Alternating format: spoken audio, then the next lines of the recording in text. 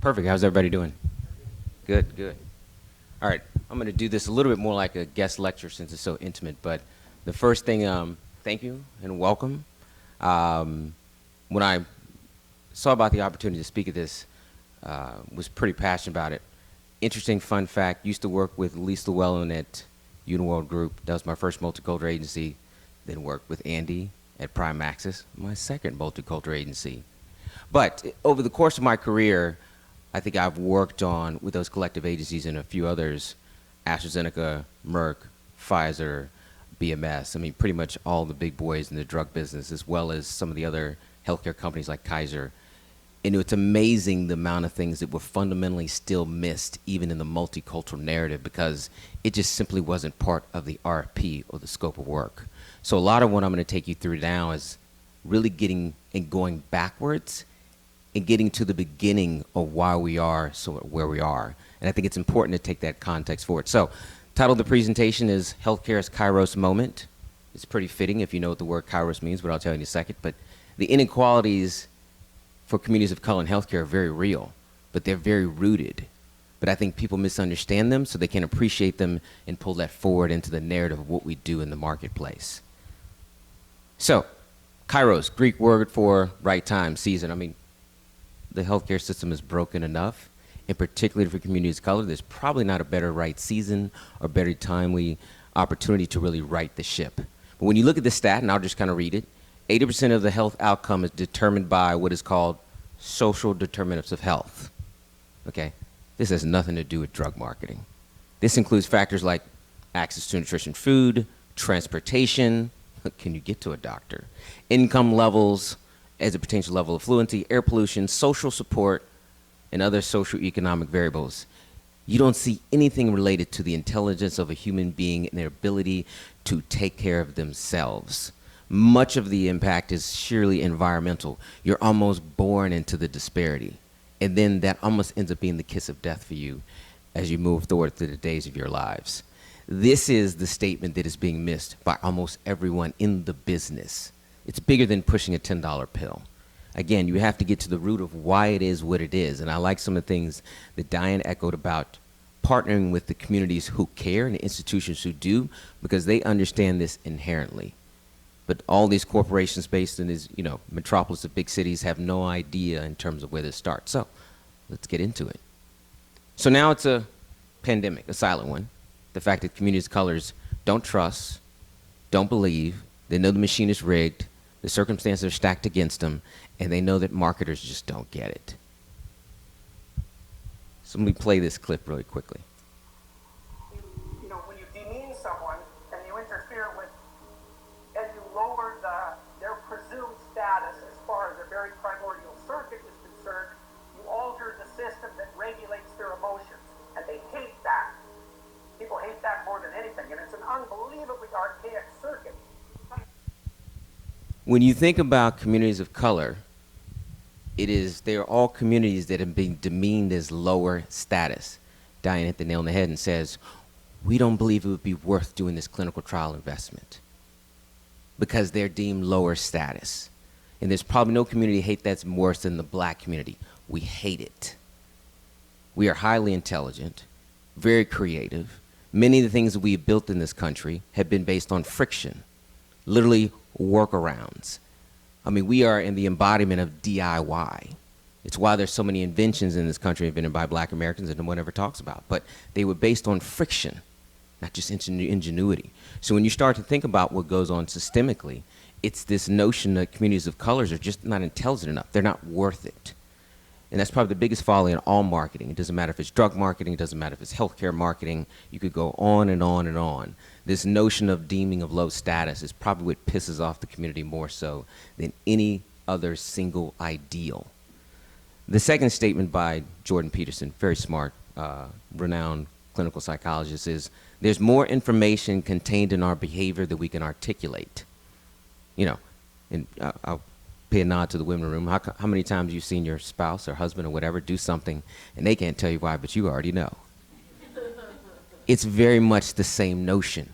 There is more information contained in the behavior than sometimes can be articulated because it's so deep-rooted and it goes so far back. But you have to have intimacy to understand that. You have to unpack that. So when you start to understand why COVID vaccination wasn't as successful with the adoption of communities of color, it's because of that very notion that's deep-rooted in history and how this community and other communities of colors were exploited.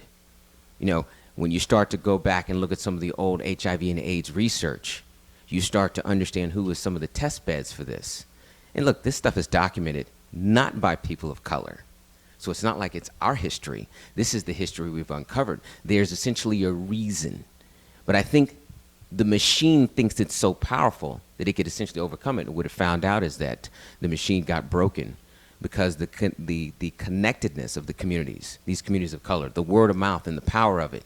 And you got to have to understand, going all the way back from freed slaves, the power of word of mouth and communities of color will always be the most powerful engine, not your billion-dollar marketing campaign. So you better understand contextually what we are thinking and why there's more information than what we tell you, because it lies the bedrock of everything that we're going to do next.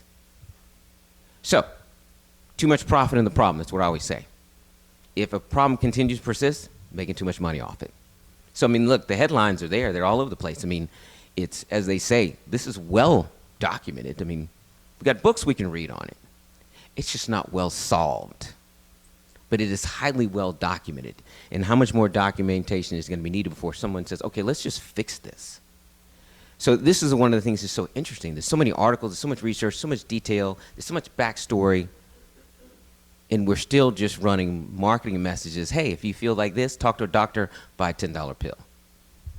And again, when you start to look at it, let's get into where we are. So it didn't populate, but this was the silent killer. So the question is, where did this guy go? You probably recognize the name, so I know him pretty well. The art of doctoring is dead. It just is. You know, my father was former Army. He was a medic, flew helicopters, very noble. Opened up a private practice. I used to ask him, why are you in Southwest Atlanta? Like, even my mom was like, you can go make way much more money than this. And he was like, because I give excellent care, and if no one else serves the black community, who will? So he stayed. I think he had his private practice for a quarter of a century because he was the embodiment of doctoring. And I'm going to get into what this means, but when you think about the demise of in-person examinations, 90% of what we say without opening our what? So why does in-person examinations matter? But in a world where that doesn't exist, what gets lost for communities of color? Well, what the body is signaling. When you start to think about medical care is now reduced to formulaic tasks being performed by non-physicians. So let's think about that. You go get your car serviced. You want it serviced by the technician who does the transmission change, or you want the service writer who hands you your bill doing the transmission change. I'm not saying the service writer doesn't know his thing, but let's be clear. One person is certified in the job. The other one is certified to explain to you how he's going to charge you $2,000. There's a difference. When you start thinking about marketing or being in market with messaging, you have to understand that this person doesn't even exist anymore. Let's think about it. He was a burgeoning doctor, 80s, 90s. This was coming out of post-civil rights. And then next thing you know, primary care is under a pressure cooker. So before it even gets started, it's actually collapsing. So what did that mean for communities of color? Well, they never really fully arrived. So what his ascent and his class of doctors would have accomplished, and then the resurgence of peers underneath them collapses, so there is no regeneration, there is no rebirth. But you have to think about this individual is not there as present they used to be. And then you think about DTC advertising. Well, look, I think it's great. And look, I've participated in many of the campaigns, but let's be clear. It's disintermediating the notion of what is credible, in particular the primary care physician, because now the primary care physician is competing with all the media messages out there, which are relatively self-serving, maybe not as accurate, lack the intimacy, don't have the depth, and at the end of the day, don't show up in our local neighborhoods. They show up in our local TV over the wire, but they don't show up at the street corner. This guy was on the street corner. So, I thought it'd be appropriate if my dad were here to write an open letter. Dear healthcare industry, we have stopped delivering babies, stopped seeing our patients in the ER, the hospital, or home, Even in the office, we stop looking at patients in the eye because we must put data into the computer. This is a national crisis. Yours truly, primary care. P.S. You screwed the communities of color out of intimacy and patient care. This is the open letter. This is where it is. So when you think about in-market messaging, you have to think about the fact that the average physician serving a community of color who is someone of color writes this letter and says, thanks. So, show of hands. How many of you feel the emoji on the right-hand side? And then how many of us feel the emoji on the other side? I mean, this is essentially what communities of color have been left with, this response. And when the COVID outbreak came and it was time to get vaccination, I think it was more the one on the right. Don't know if it's a good look. So,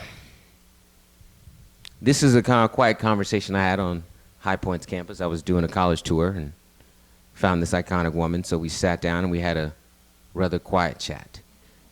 But I love her quote. Differences of race, nationality, or religion should not be used to deny any human being citizenship rights or privileges, and I underscore privileges.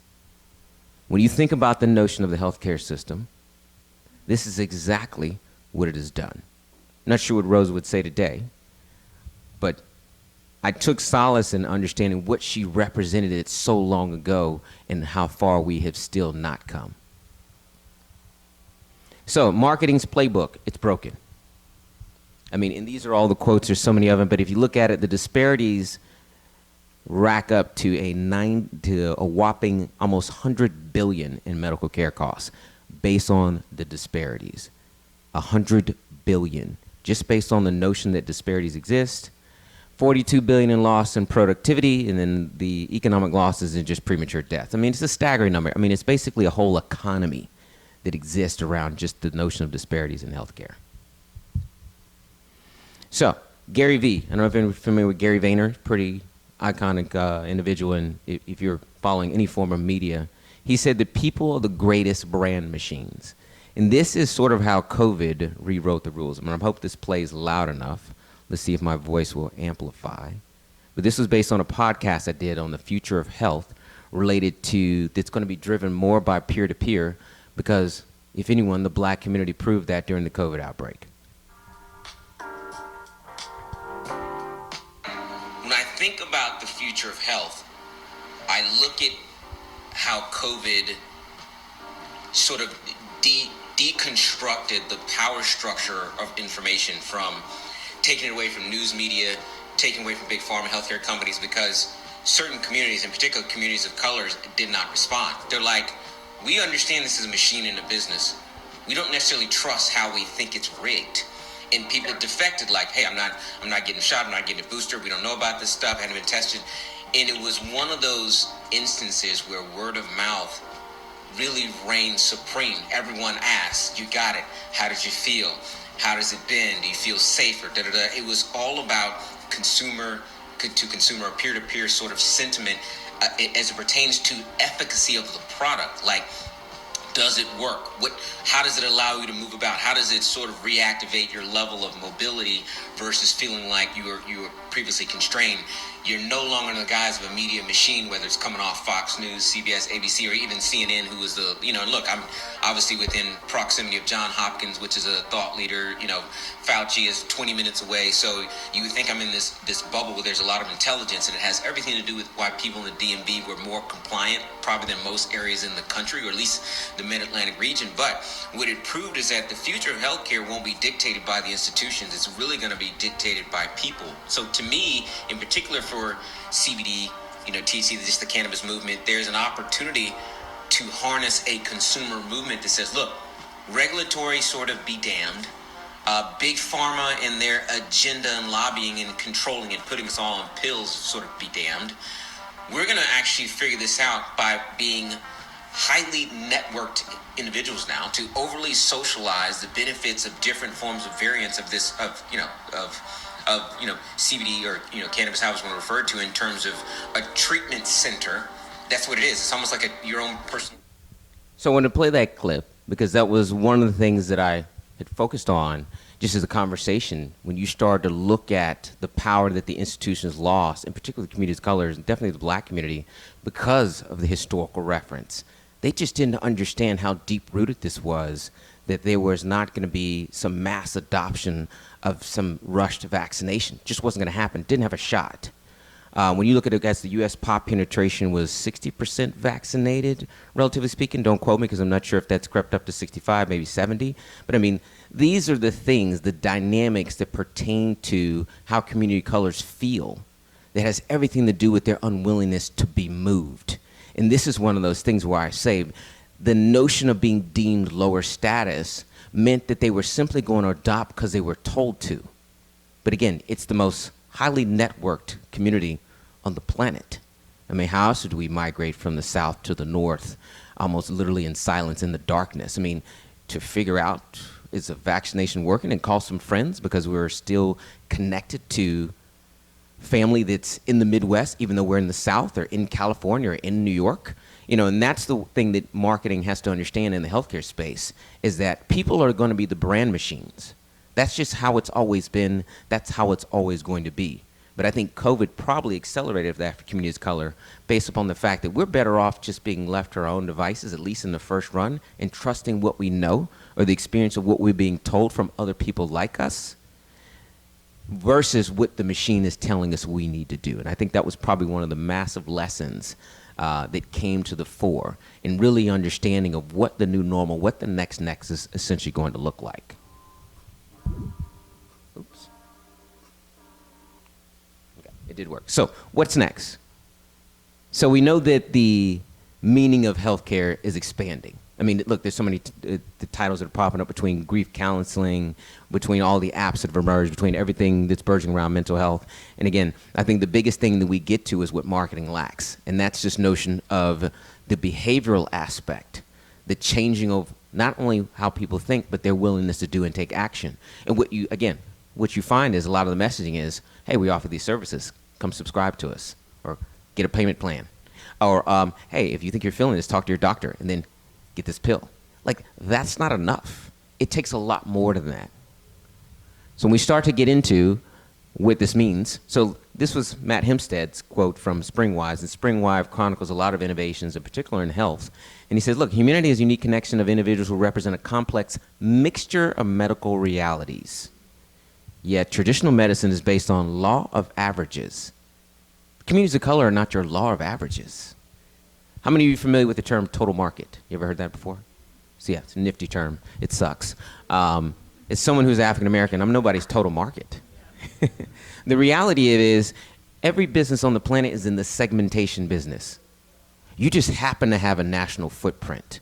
There is no such thing as a business not being in the segmentation business. I don't care if you're a sandwich shop, you're segmented between who likes pastrami and who likes pepperoni. So when you start to think about the notion of disease states, conditions, you can't assume that someone who's African American is willing to approach it the same way as someone who is literally identifies as Nigerian. So the fallacy is that when you look at a lot of the marketing data, in particular drug marketing, healthcare marketing, it looks at law of averages.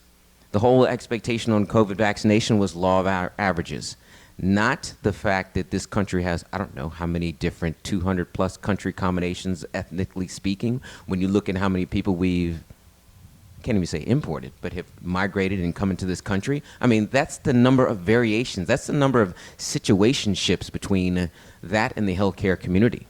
So what you see is a lot of essentially laziness in the fact that people don't want to get to know the segments of grace on intimacy.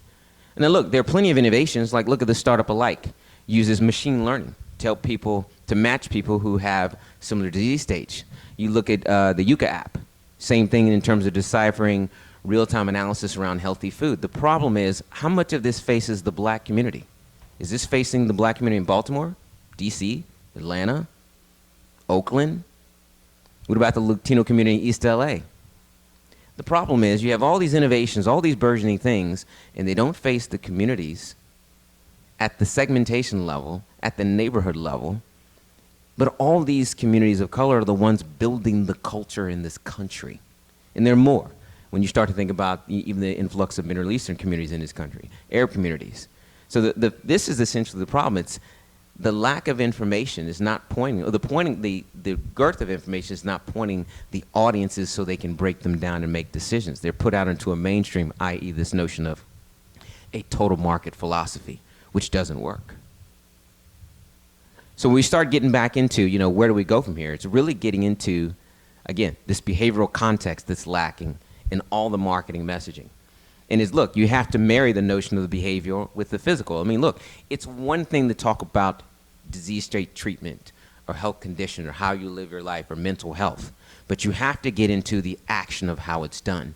And what it is there's not enough a symbiotic relationship between the behavioral science around health and tying it to what has been traditionally regarded as healthcare. And that's the shift that still needs to take place. When you think about what COVID did, it really stripped the narrative. How many of you have ever turned the term during COVID the window dressing? The window dressing is fall off. Because a lot of the marketing that was getting over the wire, and this is across all categories, doesn't matter if it's beauty, doesn't matter if it's automotive, when you have a global supply chain come to a halt where you can't get access to toilet paper, you start to understand, you know what? It's just toilet paper. I just need some. It doesn't have to be the branded version. And that became the conversation. Store brand was in vogue. I know it doesn't have the Campbell labels, but it's still red. I know it's Safeway or Giant or Target, but as long as it's got noodles and noodles in there, the kids are going to eat it. So the same thing essentially happened in pharma as well, in healthcare as well. The window dressing and the marketing fell off. It almost became rather meaningless to a point you just didn't see a lot of it. I mean, there are literally categories who pulled off the air because they know that their you-know-what stank. I mean, that's what we're talking about what needs to come. So when you think about rewriting the rules, how much of messaging is really about informing, inspiring, uplifting, teaching, or a brand communicating how they're going to contribute back to the landscape?